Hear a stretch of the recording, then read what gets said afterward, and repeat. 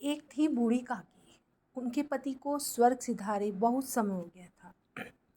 बेटे भी जवान होकर चल बसे थे। उनका एक भतीजा था, बुधिराम। उन्होंने सारी संपत्ति भतीजे के नाम कर दी थी। संपत्ति लिखते समय उसने वादा किया था कि वो बूढ़ी काकी की अच्छे से देखभाल करेगी, किंतु वह जुबान का पक्का नहीं रहा। उसकी पत्नी रूपा का व्यवहार उससे अच्छा नहीं था। बूढ़ी काकी को वो लोग समय से भोजन नहीं देते थे। कहा भी गया है कि बुढ़ापे में आदमी का बचपन वापस आ जाता है।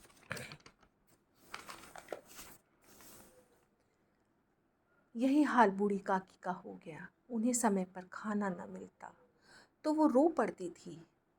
बच्चे भी अच्छा व्यवहार नहीं करते थे। काकी चीख मार कर रोकती थी। उसकी छोटी लड़की उसको प्यार करती थी।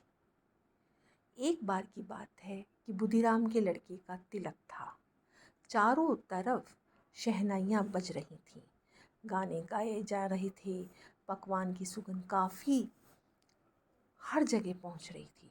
भोजन की खुशबू काकी तक पहुंची। जब भोजन की खुशबू काकी तक पहुंची तो उनसे रहा ना गया। वो धीरे धीरे कढ़ाई तक पहुंची। उन्होंने सोचा कि मैं किस तरह से जाऊं, तो वो धीरे धीरे उठी और उठकर वो कढ़ाई तक पहुंची। अब क्या था कि जो रूपा थी वो तैयारी में व्यस्त थी और बूढ़ी काकी धीरे धीरे सरकती हुई कढ़ाई तक जाकर पहुंच गई। जैसे ही बूढ़ी काकी को रूपा ने देखा तो वो झल्ला उठी।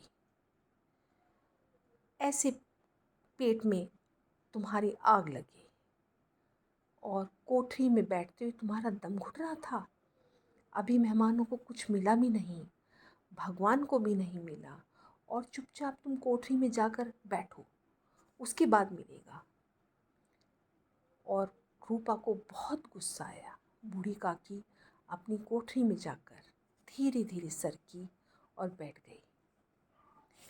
अब बूढ़ी काकी ने सब कुछ सुना, रूपा की बातें, और वो धीरे धीरे सरक कर अपने जाकर बैठ गई। जब तक बुलावा नहीं आएगा तब तक मैं नहीं जाऊंगी। अवश्य ही अब वो सोचती है कि वो बुलाएंगे बुलाएंगे, लेकिन बहुत समय हो गया। वो सोचती रह गई कि ऐसा क्या हुआ।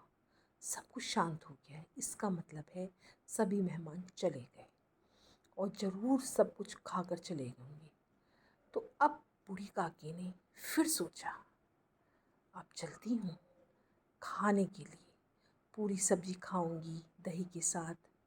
शायद अभी मेहमान खा तो नहीं रहे हैं। अभी जैसे ही बूढ़ी काकी सोचने लगी, वैसे ही उसको लगा कि शायद सभी चले गए हैं। तो वो यही सोचती रही, शायद कोई मुझे बुलाने आएगा या मेहमान अभी खा रहे हैं। बूढ़ी काकी धीरे धीरे अब देखा उसने कि सभी मेहमान खाना खा रहे थे। तो बूढ़ी काकी धीरे धीरे आई, रेंगते हुए जा पहुंची। एकदम से किसी ने कहा, अरे ये कौन आ गई, ये बुढ़िया कहाँ से आई है। जैसे ही बुधिराम ने देखा और काकी को उठाकर अंधेरी कोठरी में पटक दिया। अब मेहमानों ने भोजन किया, घर वालों ने भोजन किया, परंतु बूढ़ी काकी को किसी ने नहीं पूछा। वो फिर चुपचाप बैठी रही। अब धीरे धीरे सब मेहमान चले गए। अब रूपा आकर आंगन में लेट जाती है, पर जो उसकी बेटी होती है लाडली, वो अपनी दादी को बहुत प्यार करती है।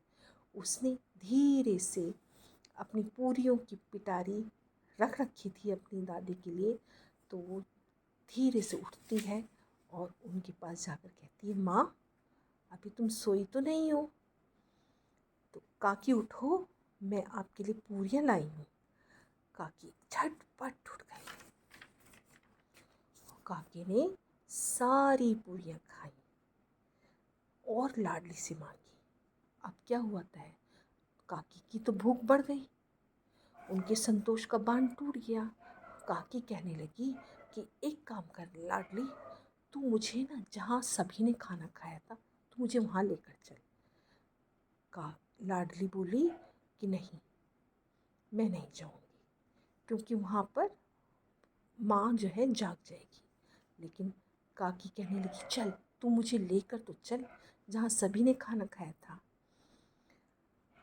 अब लाडली ने धीरे से उसको उठाया, उनको उठाया और धीरे करके लाडली उनको लेकर चली गई।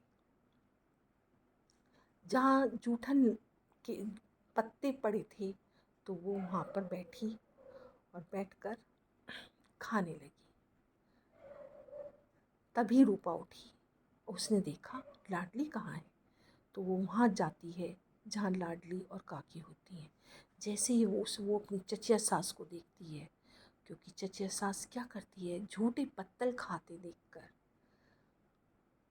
रूपा को एकदम से अचानक ही ऐसा लगता है जैसे आसमान टूट जाएगा।